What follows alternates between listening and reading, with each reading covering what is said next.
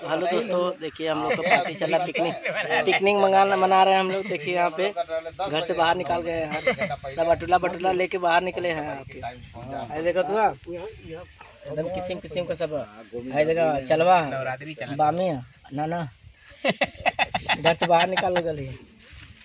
क्या करल यार, मन अब जो ना आदत से मजबूर है तो बनावे पड़ा था। यही से घर से बाहर निकाल गई मन। देखा तो घर के पीछे है वो चोरी से खाती यार, क्यों बताया जी है ना। अब क्या करना, नवरात्र गलती से आ गए टेंट वाले भाई साहब वीडियो बनाते तो यूट्यूब पे आप लोग देख सकते हैं। यहाँ पे देखा जाओ ना, आइटम पे आइटम ले बना आइटम सब यूट्यूब में डाल पीले में मैंने अपने हिसाब से खूब आइटम चला था।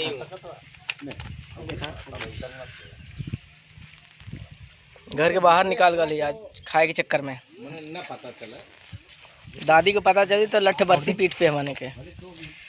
बड़ी मुश्किल से ऐसे घर से बाहर निकाल गई हमने। देखा वो सेवा बलिंडर